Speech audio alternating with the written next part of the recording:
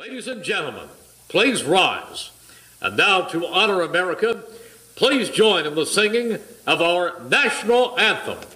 Representing the three-time Stanley Cup champion New Jersey Devils, Arlette.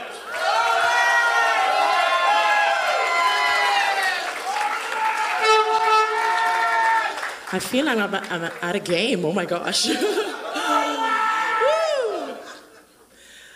Oh, say, can you see by the dawn's early light what so proudly we hailed at the twilight's last gleaming, whose broad stripes and bright stars through the perilous fight o'er the ramparts we watched were so gallantly streaming, and the rocket's red glare, the bombs bursting in air, gave proof through the night that our flag was still there.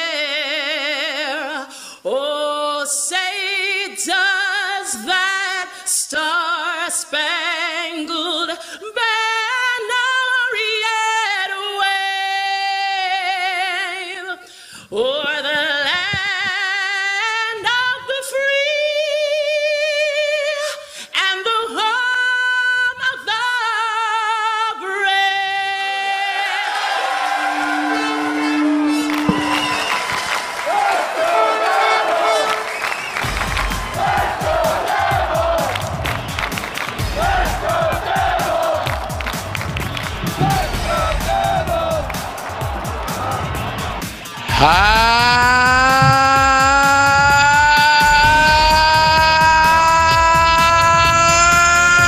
Happy Devil Sunday!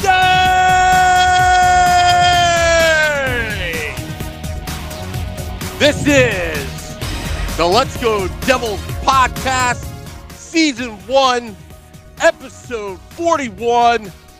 Ray Shero's got a lot of massive cap space.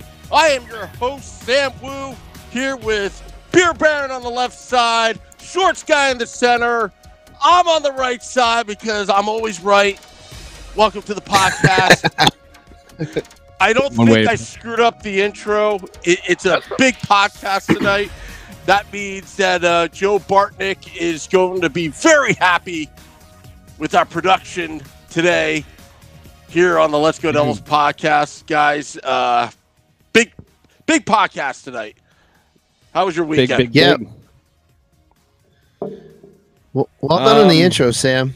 Well done. Yeah, dude, that's probably the best intro you've done all season. Yeah, you didn't screw it up. You really screwed up. It's about time. Yeah, no, you didn't screw it up. Hey, it only took 41 episodes to get here, right? So, hey, yeah, right. Yeah, I'm pretty happy. But yeah, we got a big podcast tonight. Also, before we begin, we'd like to send our condolences to the Ray Emery family. Tragic, I guess, accident, swimming accident. Details are forthcoming, but you never would like to see that to anybody. And I know that Ray Emery's caused a lot of problems for New Jersey in the past. But that's just a shame. I was kind of shocked when I heard the news today about that, guys. Yeah, I was as well. I was out doing homeowners today. I got that alert that he passed away, and I was like, "Wait, what? How? Why?" Like I didn't know, and then it came out later on that I think preliminary reports are he drowned today. But I know we don't know much else about it. But it's another member of the goalie family that is now no longer with us, which is sad. It's just too much loss recently. In my eyes, too much loss. It's sad too because it seems like he first of all he was our age. He's 35, so yeah. Well, he's younger than us. Well, younger than me. Well, yeah, by a year. Yeah, true. I mean, like, Yeah, it's yeah. sad, though. Apparently, by all accounts, he went swimming, just went underwater, never came back up. And, it's terrible. Even though he never played for the Devils, I have to say, I always thoroughly enjoyed watching Ray Emery play. The Mike Tyson on the side of his helmet, the countless fights Yeah. that he had in the NHL. It was always cool to see a goalie come out and really chuck some knucks. Like, he really, he was one hell of a competitor. He was hated to see him when he was on the Flyers because for whatever, it always felt like he had always had a solid game against the Devils. But terrible news, and like Sam said, our condolences go out to the family. But not to kind of brush over and rush past that gentleman, but on to one of the questions that was asked by some of our loyal listeners that are on the Facebook group, which, by the way, you can find us on Facebook, you can find us on Instagram, you can find us on Twitter, you can find us all over the place. What do we do with all this cap space? What in the wild world of sports do we do with all this cap space? I know. What? Bring back dollar hot dogs. Oh, we can do that. Yes. yes. Dollar hot dog night. Woo! All that cap space should be used for multiple dollar hot dog night. Yeah, dude. A dollar hot dog night would be nice. Nickel beer night would be a good idea. Oh man, there's a comedian that does this bit about dangerous drinking, and it's like, and he equates to nickel shot night. It's like, oh yeah, that would be nickel beers would be a dangerous night. My hope is it would be a Friday or Saturday, because if it was during the weekday, might have to be sick the day after. You might have to be sick. Might. I think I can soldier. I think I can soldier on in a day of work afterwards. In all seriousness, no. So it looks like Detroit has become a little cap strapped, and there's been some requests out there from the Devils fans that are on Twitter, at least that I've been going through and watching, that the Devils trying to go after Nyquist, which I think would be a great addition to this team. I feel like they're in a position where they can do something, but Sam and I were having this kind of a long discussion before the show actually started. They're in a position where they can do a lot, but, it doesn't necessarily mean they have to. And last week, we talked a lot about, Carlson and all these other things, but what are your thoughts about that, Shorts Guy? Like, do you feel like they have to do something?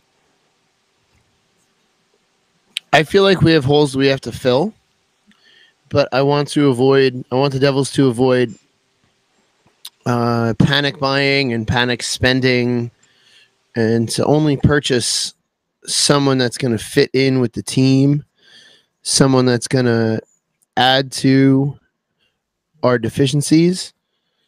We definitely have to. I think we have to tighten up our defense a little bit for sure. We have to, maybe bring, Carlson would be nice. That would be a nice pickup. However, just don't buy for the sake of buying, which I know a lot of Devils fans, it seems like they're so frustrated that the Devils are not doing much of anything. And we've talked about it. It just seems to be a lot of depth move. I can't talk 3 times in a row. With nothing really, super tangible, but I'd much rather them buy the right piece or bring in the right piece than to just bring in a piece for the sake of bringing in a piece. What about you? Agreed. I feel like, there was a lot of panic over the fact that they didn't do anything. And we kept saying this over and over and over again last week. Just chill out, just everything is going to be fine. There's, people were like, I can't believe they didn't bring in JVR. I can't believe they didn't go after Dahan. I can't believe they didn't do this or do that. Shero apparently kicked the tires on a few of the free agents that ended up going in other places, like Patrick Maroon.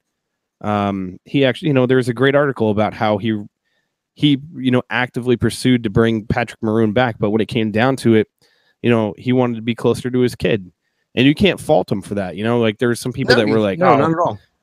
Yeah, I mean, like that's the biggest trend it feels like in the NHL nowadays is like, I want to go home and play, and you kind of get that. Like, if you have the opportunity to do it, like, there's people that are like burning Tavares jerseys. It's like, why, dude? Like, he wanted to go home and he wanted to play, for the team. He has the opportunity to do it, to go home and play for the team that he grew up rooting for. If you were, if let's say you were in the NHL and you were playing for, the Canucks your entire career, and all of a sudden they're like, hey, Shorts guy, if you're a free agent and the Devils are really interested in you, what would you do?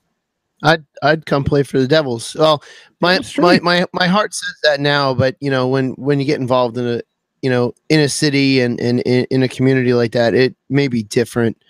But my heart right now says that I would come home and play for the Devils, because I would love to do that. That would be a dream come true. But it's these. I think what a lot of people forget is that these players are actually people, and they have feelings, and they have, even though they're on your team right now, your team may not be the team that they grew up as a fan of. So agreed. We're all growing up Devils fans, but if any of us, like you said, use the Canucks for example, if we were given the chance to play for them, we would take that chance to play, but the Canucks would not be our team. They'd be our adopted team, but they wouldn't be the team in our heart. That's for sure. Yeah, definitely. And I mean, it just, there's a lot of people that, so there's two ways of looking at it, I suppose. Like, there's a lot of people that were saying, like, why didn't he just come forth and say, to the Islanders, hey, I'm not coming back when my free agency ends. Maybe he didn't actually know that, you know what I mean? And it kind of goes back to like the Zach Parise thing. I know a lot of people were really pissed off at Parise for the way he left, rightfully so, because he kind of dragged his feet out and was, by all accounts, saying that he was coming back.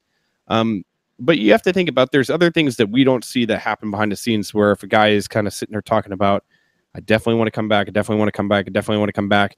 And at the same time, his family's like, nah, dude, like, we want you home. Like, if you're having this opportunity, and he's getting external pressure from other sources to go back to either where he was from or whatever the case may be. But I don't know. It's just kind of, to me, it's just the Devils where they sit right now. If they're going to make a move, they're going to make a move. But if not, give some of these young kids a chance to come up into the team and actually make a name for themselves.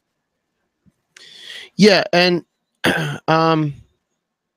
he may not have been able to say anything. He may have been handcuffed by negotiations, because that's, one of the first things of negotiating is you don't let the other side really know too much of what you're feeling. Like, if he says, oh yeah, I'm definitely leaving, then Toronto may be like, okay, well, you definitely want to get out, so we're just going to offer you this because we know you want to leave.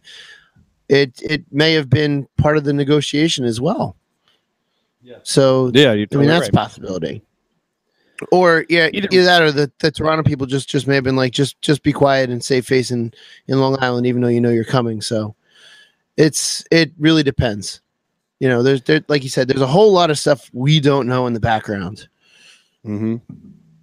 Yeah, that's the biggest part of it too. Like we see what as a fan, you're blind too, because as a fan, you're like, there's a lot of people that are like, well, he should come and play for the Devils. He should. Everybody should come and want to play for New Jersey, and everybody wants to do. There's a lot of things that happen, and they're professional athletes also take a lot of things into account. For example, taxes. Maybe they don't want to pay the taxes in New Jersey. They want to pay the taxes in another state, or they don't want to. They'll go to Florida where they don't have to pay the taxes. I got a prime example about that to go across sports. Sure. In soccer, Ronaldo just moved from Madrid to Juventus, and the tax implications from him moving from Spain to Italy are he would in Spain be forking over 16 million or so in taxes, and by moving to Italy, he has to do, I think it's something stupid low, like between 100,000 and $1 million. That he only has to give up in taxes. Like, so right there, you absolutely have a point. It's like tax implications come into, like, there's all these things that we don't, I don't want to see us normal people, but we don't really notice stuff like that. And, that may also have a lot to do with it as well. You're correct. Yeah, true. So Doug on the Facebook group says that Lou chased Parisi away, and he chasing Kovalchuk all summer. Yeah, that's another example of that might be something that be going into the thought process of a player. Be like, why the hell are you, so enamored with this guy when I've been the face of your franchise for, the last couple years, or at least like one of the faces of the franchise. There could have been emotions about that. There could have been, maybe he didn't see that the team was going in the right direction or something like that. Those are always those unanswered questions. And to be honest with you, it's kind of like,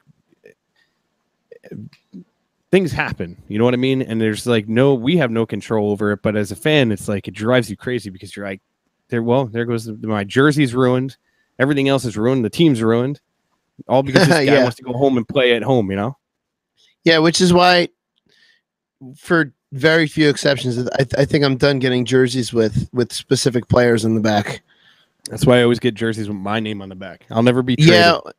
Yeah, exactly. And that's why like the jersey I always wear has my name on the back. But for, a Brodeur, an Eliash, any of the retired guys are good jerseys to get. Henrique, only because of the big moment against the Rangers.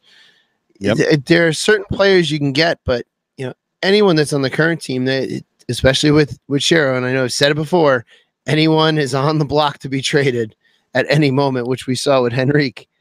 Yeah, so that's how it always feels. And to answer Michael's question earlier, do I think, and I know it's funny because Michael seems to ask this question a lot, do we think that the Devils are going to get a third jersey? Speaking of jerseys, possibly. It seems like Adidas is slowly rolling those out. I know a few teams like Carolina has, they kind of showed theirs off at the draft, but they might do that. Speaking of Carolina, I heard they were going to play at least 2 games as the Whale this year. Dude, if that's the case, I'd be so pumped. Yeah, I have such an affinity for the Whale. Oh, so do I. I got a great story about wearing. only because it really made fun of a certain other local team, and so it's great. But I am going to look that up right now because I believe I did read somewhere about that, that would be crazy. That is like an awesome throwback for them to do. Hell yeah. Let me look it up real quick. That'd be kind of wild if like teams like that did that. Like if the Devils came out and did a night where they honored the Colorado Rockies or even the Kansas City Scouts, and rock the old unis or something like that. Absolutely. No, I would definitely be okay. Blah blah blah. Oh, okay. The new owner is open to wearing it, and that was back in January. Yeah, so I guess the new owner is open to that, which yeah, I mean that would be really cool if the Devils did something like that. Wearing a Rockies jersey, wearing a Scouts jersey. Yeah, that would be pretty cool. Actually, the soccer team out of Kansas City, they have a banner that they hang up that is kind of I don't know if it's specifically paying homage to the old Scouts logo, but it uses the old Scouts logo, which is pretty cool. Yeah. So that's a pretty cool piece of history right there. I think there's a lot of teams that I think they should do that. You know what I mean? Like, I think it'd be cool just to kind of throw back to that. And if there's teams that don't exist anymore, but like Dallas could do a North Star night. I think, you pick one of the California teams, they could do like a Seals night. For me, like there's a huge part of me that still loves like a lot of the old, not only just the old, NHL teams, but a lot of the old logos and a lot of the old, like just the aesthetic of some of the jerseys, the old King jerseys, that purple and gold one, dude, I like have such a special place in my heart for that for some odd reason. I don't know why, but it's like, I love absolutely. That old Kings jersey. That's a lot of licensing stuff that would have to be dealt with, though. Like who owns what logo, and how do you figure out like for the Seals, for example, like which of the California teams would represent the Seals? So I mean, there's some stuff that needs to be worked out, but that would be cool. But also from a marketing standpoint, I'm sure there are some teams that would be like, why do we want to represent an old team that doesn't exist? That's not our logo, and giving them free press or whatever. So I'd imagine there's a business side to it that we just, as much as we're so nostalgic about listening about seeing it, there's just probably so much more to it that we can't fathom undoing. Because even the Jets came back, when the Jets came back to the league, they went with a whole new look and a whole new logo instead of just going back to the old Jets jersey. Yeah, which is probably still owned. Well, yeah, but those rights are probably still owned for the original logo by Arizona, I would imagine. Probably, yeah, probably. I think it'd be pretty cool if they came out in the Thrashers, those powder blue Thrasher jerseys. That'd be pretty sweet. But I mean, like, it's cool. Just to kind of throw it back to the old days. And there's yeah, I don't know, not to, like, as we normally do, just kind of like go off base, but to me, it's just like you have to have an appreciation. Just like I love the old Devils jerseys, that green, that dark forest green and red, like that. I know a lot of people hate them, the Christmas tree colors they call them, but why? I don't understand why people hate those jerseys. I love that jersey. Same here. I absolutely love them. I love it. I love it when they went with the darker green. Like when it was the lighter green, I could see it, but the dark green is like, I love it. Yeah, I do too, and I would love to see them either bring back that original one or just let someone creative find a way to incorporate green into a new version of that old jersey. That would be pretty cool too. Definitely. All right. I have to cut in because I have to introduce our guest, and this is an absolute huge honor for us to have him on our show. Ladies and gentlemen, this is one of the, I'm such a huge fan of his show, of Puck Off, which is a podcast that you can go out and listen to. A stand-up comedian, hockey ambassador, all around, just awesome dude. Ladies and gentlemen, I just want to introduce Joe Bartnick to the podcast. Joe, thank you so much for joining us. Oh, my pleasure, fellas. Thanks for having me. I was listening, and I love Christmas tree Devils outfits. They're the best. Yes, Joe, you're on our side. Yeah, that's a uniform a young Brendan Shanahan wore. That's a young Claude Lemieux wore. The Christmas. Those are the best. Those are the best one of the top 5 throwbacks in league history. I love those jerseys. Dude, that's awesome. Yeah, it's funny because a lot of people hated on them, and I guess a lot of people just don't like the old school look. But over here, we're huge fans of that. Well, fellas, you guys are running a podcast as yourselves do. That there's just haters everywhere. People just love to hate. They're the same people that love going out and just complain about things at a restaurant or a store. They just love to just complain and hear themselves. Yes, and I just like to store up all my hate for the Philadelphia Flyers. I think we can all agree on that one. So that kind of leads us into the first question I have for you. First of all, Joe, thank you so much for joining us on the podcast. This is like an absolute honor for us to have you on here. We know that you're a huge Penguins fan. Fellas, it's an honor to be on it's an honor for me to be on your show. Please, I think you're being too nice. So we know you're a huge Penguins fan. So, talking about just kind of like, we have Ray Shero. What are some of the expectations that the Devils could have, or Devil fans could have, having Ray Shero leading the helm? Well, it's interesting because I think a lot of organizations would welcome Ray Shero because he's a good man. He's a guiding force. He runs a good ship. But you literally had Lou Lamoriello for 5 generations. I don't know if you're if that's a steady ship and a good guy.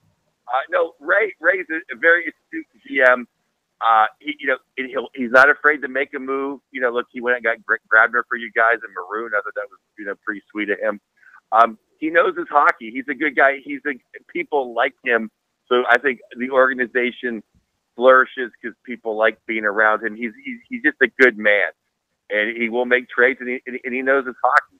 I don't think anything bad to say about Ray as a GM. I think his flaw in Pittsburgh was he stood by Dan Bylsma. That's how good of a man Ray is. Yeah.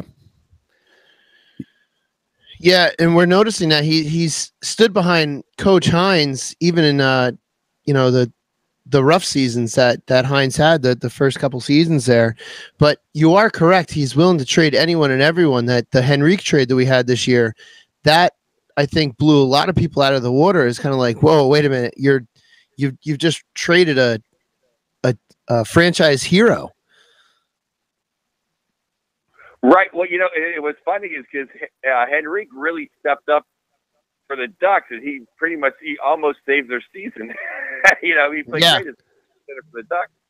But then you look back, and oh my goodness, do they need Vatanen? And oh my goodness, do they still need Vatanen? You can easily still Sammy Vatanen. As I said, he's a very astute wheeler and dealer.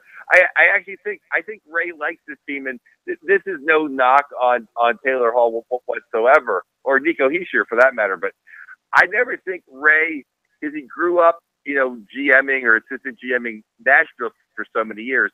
I think he was never comfortable with all the Sid Gino expectations of, we're the Stanley Cup champs. I think he likes this team kind of with no, drop dead superstars on it. I think he's better fitted for this organization myself.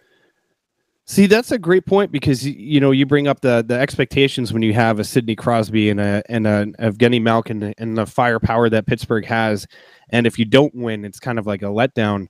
And it's kind of he was given the keys to the Devils to kind of rebuild this team in that Nashville type of way.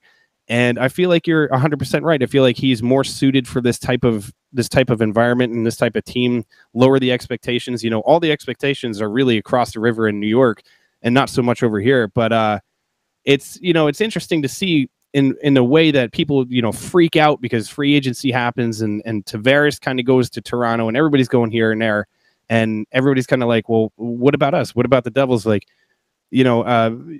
It's almost like he's just kind of sitting back and waiting, and it feels like he's going to do something, but maybe not the traditional way of picking somebody out of free agency.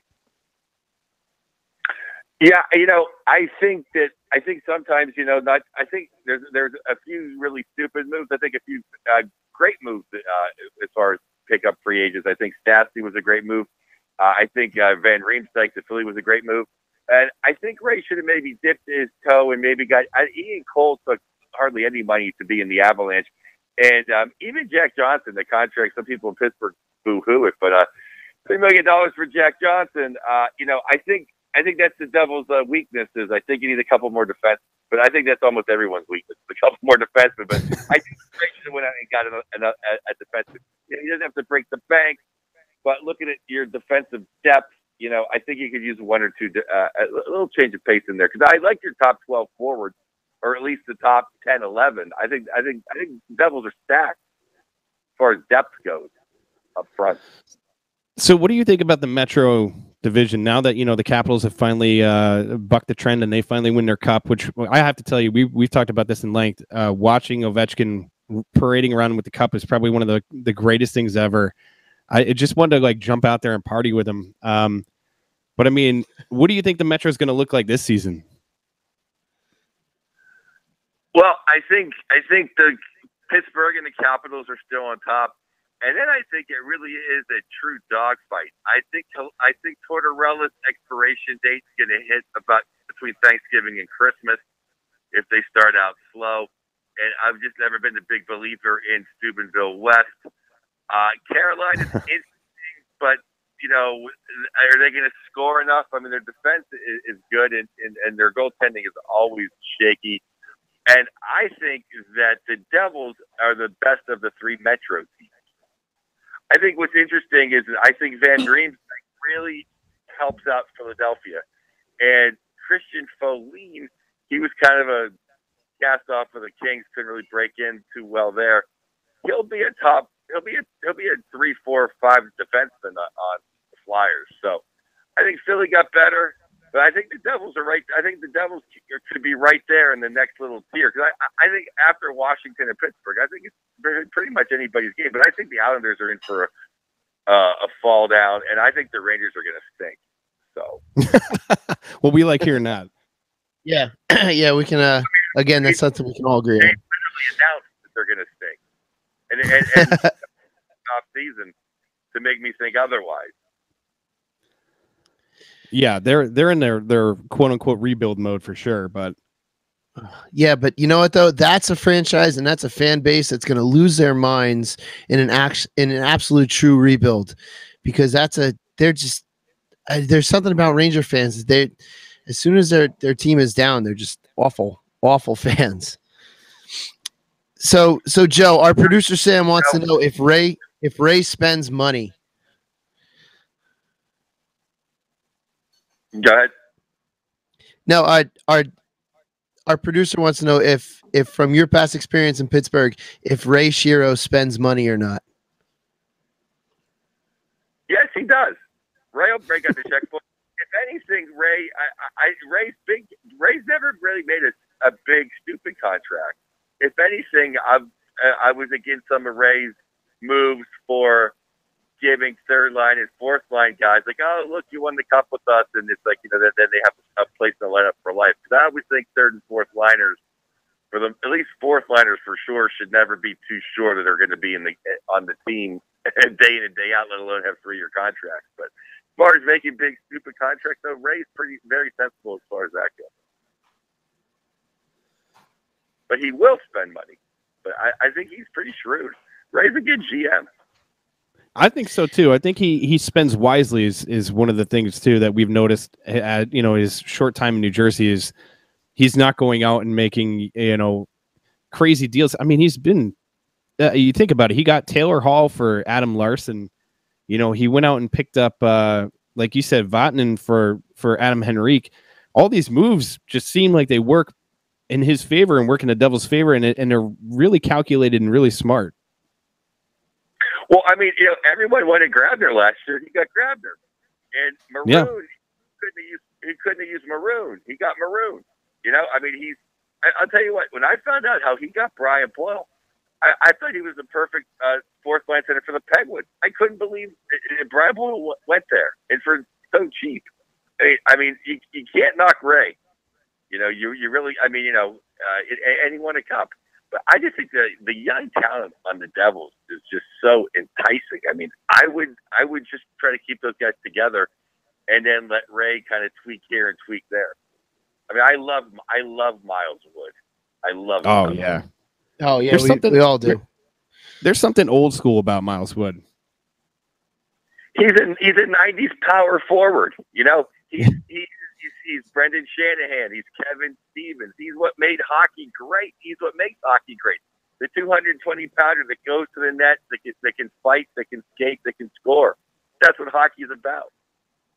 Exactly. That's the best. You know what? That's the best analogy of Miles Wood I've ever heard, and it's so true. He's got that old school grit to him, where like you said, he drives to the net, and he'll also drop the gloves if he needs to. So I mean, there's not a lot of that in hockey anymore. It's a lot of razzle dazzle. Yeah, and a few of the guys that'll still drop him are so slow. I mean, I love Milan Lucic. He's one of my original man crushes on puck-off. But what McDavid will score, he won't even be in the celebration. Like he's so long to get there. Like he's not even on the screen when they're celebrating. He's so fast. That's what makes Wood so impressive, is how fast he is.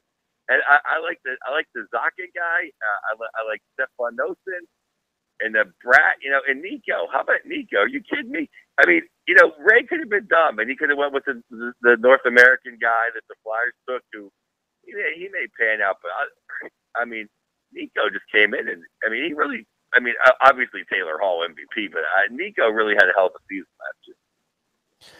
Oh yeah, and it's funny. He didn't even. There was a great article from Taylor Hall where he kind of basically said like he couldn't believe that Nico didn't get as many votes for the Calder as he should have gotten, and he gave so much credit to Nico Hischier for the season that he had, which I thought was that was such an awesome thing for somebody winning the MVP to do. I have to ask you, because it's we're like I said, we're so lucky to have Joe Bartnick on with us. Your wealth of hockey knowledge is incredible. I listen to Puck Off all the time. Thank you. What do you think? What do you think of Tavares going up to Toronto? Well, I think it was a great a great get for Toronto. You know, hometown kids, finally somebody in the last 30 years that wants to play in Toronto that's a big star. It makes them, you know, between him and Austin Matthews, it's 1 and 2. It makes them, you know, it's, you know, Sid and Gino number 1. It makes them like probably number 2 in the NHL as far as depth at center. And depth at center, you know, going back to, you know, Gretzky, Messier, Lemieux, Ronnie Francis, Sid, Gino, Yzerman, Fedorov, Zachary Forsberg, that's the answer. But they have got nothing on defense. I love Ron Hainsey, but when Ron Hainsey's in your top pair, you need defensemen. I like Zaitsev, and I like Morgan Riley. After that, Gardner's terrible. I think he's still a minus. I think he's still a -10. In the summer, they just need defense. You know, there's no other way to say it. Like, you know, they're going to win games 5, but then what happens in the playoffs? I mean, Frederick Anderson, he's good to very good, but they let him out to dry constantly. Oh yeah. Joe, question for you. A really good friend of mine is also a Penguin fan like you, and he's not a huge fan of this of the Penguin Capital rivalry. He kind of feels like it's manufactured. What do you see as your true rival? Do you see the Flyers or the Capitals there? Oh, it's the Philadelphia Flyers. It's not even. Put it this way: when I saw Ovechkin with putting his whole head in the Stanley Cup, I was laughing. I was happy for him. If it was Claude Giroux, I'd want him to drown. No, I mean it has been manufactured. You know, because it's Sid versus OV, and the networks just want to, you know, all the networks and TV ratings. So I mean, finally NHL kind of has a couple superstars to trying to capitalize. But Pittsburgh rivalry, 100% number 1 is the Flyers, and then maybe the Capitals have reached number 2 now. When I was growing up, it was always the Rangers. Were number 2. And I'll tell you an interesting, and what's funny is the Islanders should actually be like way up there because they've ruined more Penguin seasons than any franchise for some reason. They have a nice feeling. But I'll tell you the truth, my grandmother, for some reason, always hated the Devils. And I think it was just the old Italian thing where like she couldn't believe there was a team named the Devils. It's funny. There's a lot of people that are against the name. You know, it's not even close. The Flyers. Do you even consider the Blue Jackets to be anything, or do you just pay them no mind? They're just the weird Western team, well, west of you at least in Pittsburgh there. Yeah, I mean, Columbus is not even really a city. They shouldn't have a. They should be happy with their Major League Soccer franchise. I guess they have. I don't know. They have indoor lacrosse. I don't know. But you know, it's one of those things where enough franchises hate the Penguins or think the Penguins are their big rival. We don't need another. We don't need the NHL just putting one right there. Just they always have to look up to us. But you know, before they switched conferences, they were paying no mind. But Tortorella just hates the Penguins. So whenever Tortorella gets fired, doing it, should just go back to just another hockey team. Joe, real funny story when our producer Sam used to be able to get the transcripts from press conferences back in 2012, and when the Devils played the Rangers, Pete DeBoer would give all kinds of these long answers, and Tortorella's answers, which are famously short and to the point, but seeing them written down, it's kind of like the question would be like, well, how'd you guys play tonight? We played bad, and that's the end of it. So that's the one factor that I love about Tortorella is he's just entertaining to watch. As annoying as he is, his entertainment value and what he lays out there for the press is pretty good. Oh, he does have an entertainment value. I don't know. I don't think that's the way you treat people. That's all. Yeah. I think he's a bully. And if he, and he won in Tampa Bay. But since then, I think he's actually stunk, and I think he's ruined a lot of people's careers by overplaying them. I mean, it just, everyone has to block shots. He's run superstars out of Columbus. I don't know. The Vancouver thing was was a joke. I don't know. He's not high up on my list of NHL coaches. I'll say that.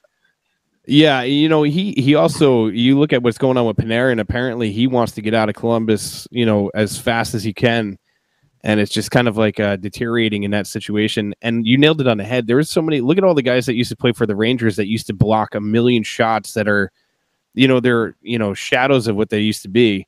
You know, Callahan down in Tampa Bay, he's still a decent player, but he's nowhere near when he was in his prime in New York. Well, yeah, and it seems like he's ancient, but he's not really that old. He just took a exactly beating. Like Girardi wasn't that old. He took a beating. I'll tell you, I thought I don't know, it's up for debate whether the Kings giving Kovalchuk $6 million was the worst signing this summer, or the huge amount of money that Yzerman gave to McDonough. I mean, are you kidding me? Like, that was ridiculous. 7 years at, like, I think $6 million. It's like, what? He's old now. So, yeah. He got burnt. I mean, hey, you guys ran circles around him. The Capitals abused him. And you're going to see him for 7 more years? I didn't get that at all. I did not get that one at all. I mean, by all accounts, Tampa Bay is absolutely spending themselves into a corner that they're going to be. They're just going to be in a year or two so screwed financially. They're going to have to unload so much talent, just because they're really, I don't know, they're spending themselves into a corner. I was shocked that they signed that they got Cooch back, because I thought the word was that Cooch didn't like, was mad they traded Nemestikov and he wanted to go join him in New York, or he was just mad at the organization. So I was shocked they got Kucherov signed, because, you know, he took less money too. Everyone takes less money to play in Tampa except for McDonough. He's really got his work. Yeah, it's funny, but you bring up a good point, because Kucherov signing that contract, when they announced the contract, I was shocked, because everybody, by all accounts beforehand, was saying that he was going to be asking for like a crazy amount of money to stay in Tampa Bay. And when they signed that, of course, they're also tied to the whole Carlson saga that's been going on. I mean, like Shorts guy just said, it seems to me like they're signing all these big contracts, but then the next thing you're gonna see is that Tampa Bay is going to be completely, you know, pushed against the cap and financially in a bad place. Yeah, I mean, I was wrong about Carlson for a long time. And then last year's playoffs, I had to eat my words. He played amazing. I'm not sure if I would trade Sergikov, I would say his name wrong. The young kid. I don't know if I'd trade him for Carlson, and then have to give Carlson like $13 million a year. I think I would keep the way things are if I was Steve Yzerman. I don't know. I'm a little. I mean, Vegas get Carlson okay. Even Dallas. I think Tampa's stay pat. You know what? I agree completely. I agree. Their defensive core isn't terrible with Victor Hedman, and to a lesser extent, you know, the Rangers South. But you know, it feels like I don't know why they want to go after Carlson. I think he has kind of like a love affair with Tampa Bay for some odd reason, but this is all just speculation from, you know, all the different things that we read. But I don't know. It'd be very interesting to see him in Tampa Bay. It'd automatically push them up. You know, they're already at the top of the list of who's going to be contending for the Cup next year. So you'd think with a move like that would push them over the top. You would think, but I mean, I thought they had superior talent to Washington this year. So, I don't know. I think it's between their ears. I don't think it's. I don't think they need to be saddled with 7 years, $13 million a year for defensemen. When they already have Hedman, they're going to add the Sergikov. I like a couple other guys on their back end that can move the puck. They got guys that don't even dress that I think can play on most teams. That Cuckoo guy could play on most teams. Oh yeah. So, Joe, just curious, are you going to make it to the outdoor game in Philly with your Penguins against the Flyers and this coming year? No, I'm not going to go to that game. I want to live.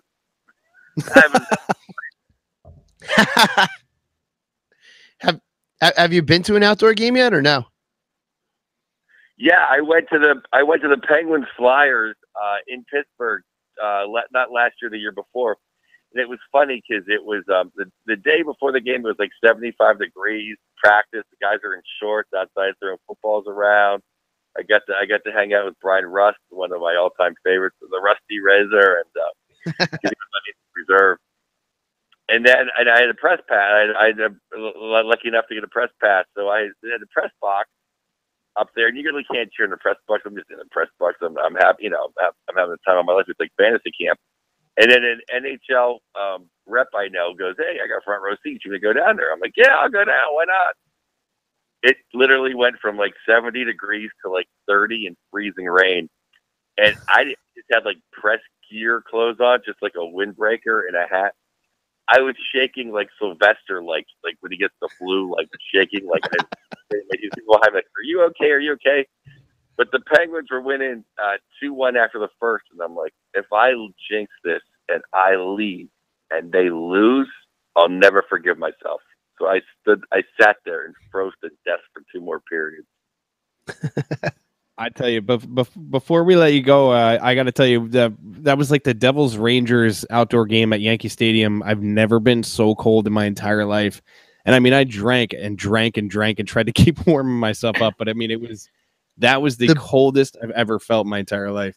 The beers one of the cooler things to do. It was so cold that your beer that you had the beer that you were just finishing was colder than the beer you're getting from the tap. That's how cold that game was.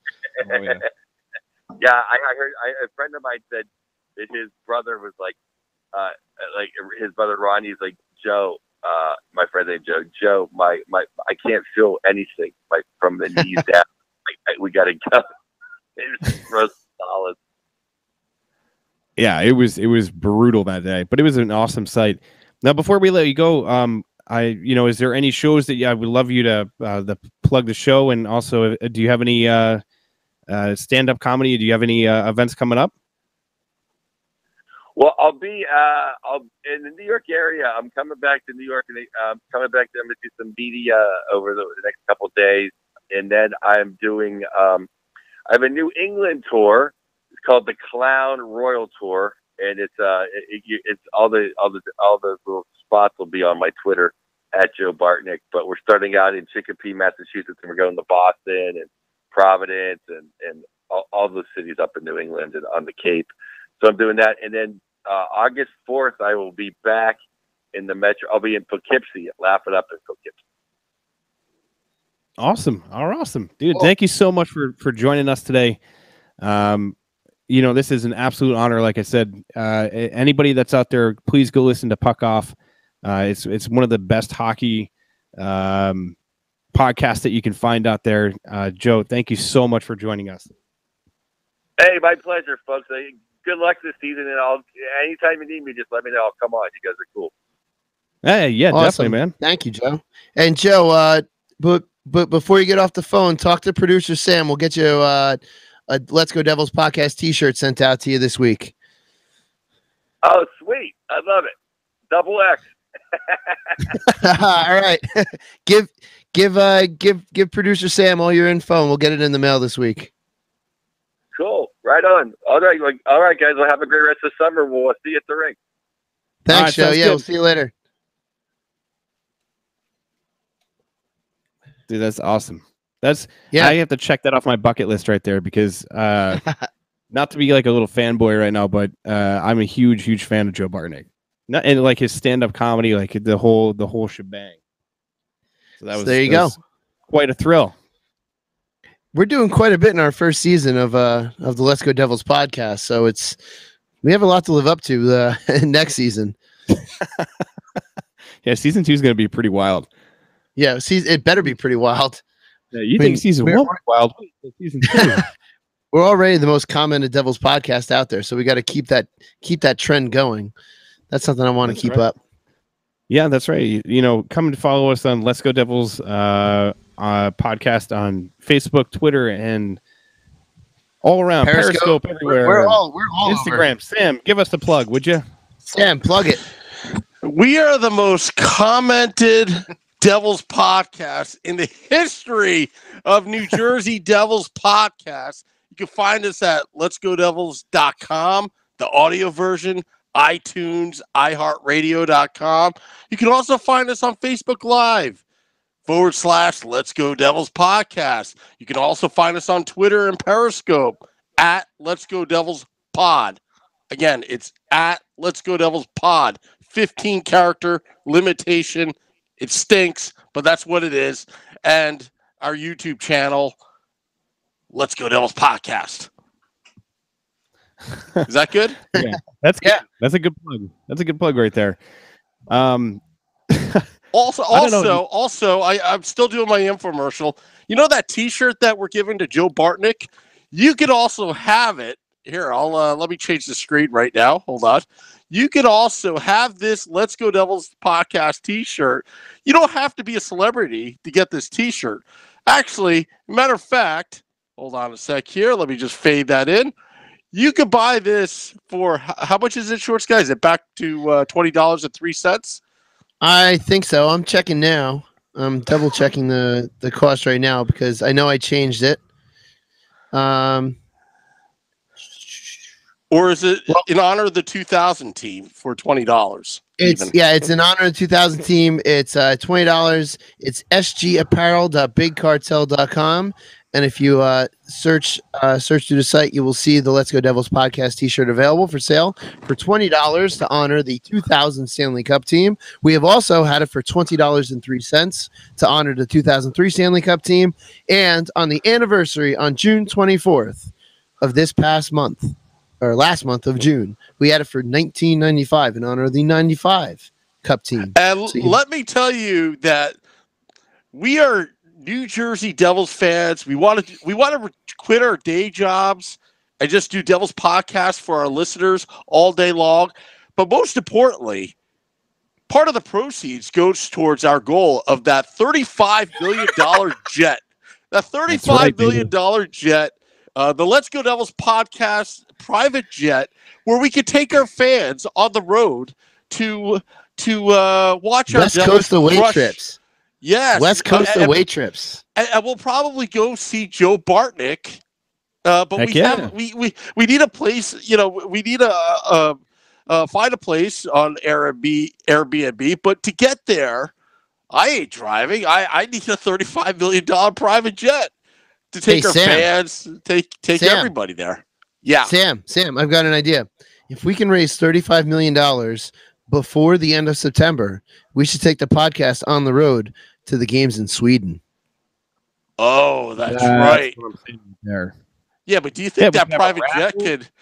Do you think we need to stop by like Greenland or something or Iceland to refuel to get there? Do you think it can actually make it? It to Sweden? It's a $35 million jet. It better get there and just work. You know what I mean? We're not buying no $20 million jet. We're buying a $35 million jet. Come on, let's get real. Yeah. And you know what? All of our fans over on Facebook and Twitter and all these, all of our different assets and all these other places in the world that are, make us the most highly commented podcast in New Jersey Devils history. We'll have a raffle specifically for our listeners that if you win, you get one of the seats on the $35 million jet. What happens if you lose? Then you get a T-shirt that says I should have been on the jet. I could have been on a jet. I could have been a contender. I donated for that Let's Go Devils podcast jet. We gotta have those. We gotta have those T-shirts out. But in all seriousness, put some water in a clear puck and I'll send it to you. Yeah. Hey, I only bought that because it was 50% off and free shipping. Otherwise, I never would have purchased that. I'm surprised I don't have at least 2 or 3 of them. They gave one. There's one recently that they did for that playoff run that they had or something like that. There was one for Elias night. I know that. Really? I didn't even see that. I know I saw them for sale again for like $50, back to the normal price. So I was like, yeah, no, not for 50. Plus I already got the Pro Tour one. I don't need any more. I don't need any more acrylic pucks with supposed water from that night in it. I'm happy with my one. Meanwhile, there's some guy standing at a tap like, $50 in the bag. He's working towards his own private jet. It actually comes with a warning on it not to drink it because the water's treated. How many people do you think have cracked one of those open and taken a shot of it? Hey guys, I'd say at least a few. Not. At least guys, I gotta answer this question.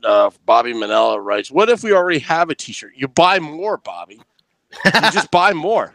You just absolutely buy more. I mean, you can bring it to we're trying to tuxedo. We're trying to buy this $35 million jet. Do you know how many T-shirts we have to sell? Just buy one is not going to do it. You got to buy, Bobby. You got to buy like 1,000 of these. Are you kidding me? That guy that's standing in that picture. Every time you bring that picture up, that guy that's standing in front of that picture annoys me more and more. You put on some socks, buddy. Like you're not avoiding a flood with your high water jeans. All right, Sam, real quick, at $20 a shirt. I think the math, if I have it correct, which I'm not good at math, that's why I tell stories for a living. We need to sell 1.75 million T-shirts. It's attainable. It's attainable. Our $35 million jet. That's attainable. It's totally attainable. Does this jet come with gas? Airline fuel?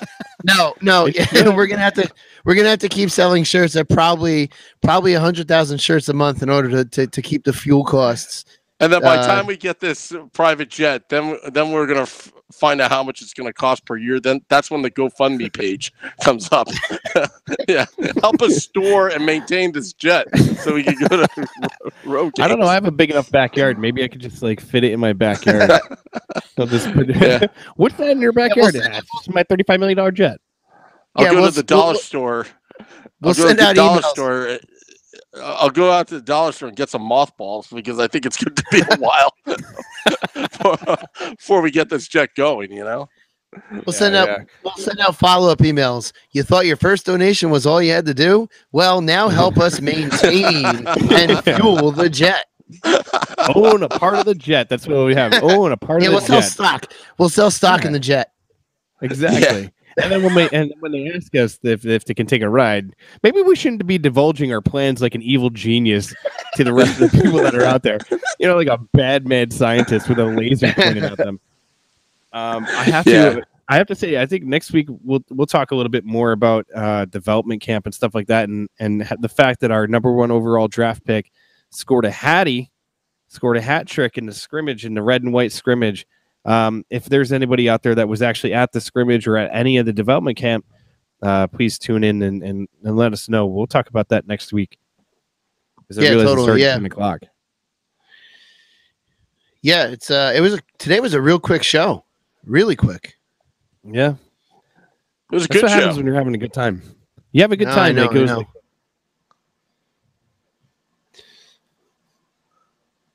And then it just ended. And then it just goes, and then it just goes silent and drops. Exactly. And it would have been funny if all of us just stood up and just walked away and left the camera on for the last. Yeah, we kind of left that. We forgot to discuss that in the pre-production meeting. The pregnant pause at the end. I already hear the music playing. Yeah, I was just gonna say I hear the music. That means we're almost done. We're almost done. Almost done. We got one more minute left, guys. We got to fill this last minute, and then we're done. First of all, special thank you goes to Joe Bartnick for joining our show today. That was awesome. It's totally awesome. We definitely have to have him on again. Maybe when he's swinging through New York City, we'll see if he's around. We'll plan a live event. See if he'd like to join us for that. Yeah, either that or just go catch one of his shows when he's coming around the area. Yeah, definitely. We'll do that. He'll know who we are. We'll just wear our Green Devils jerseys. Yes. Yeah, right? Our Christmas tree jerseys, right? Heck yeah, dude.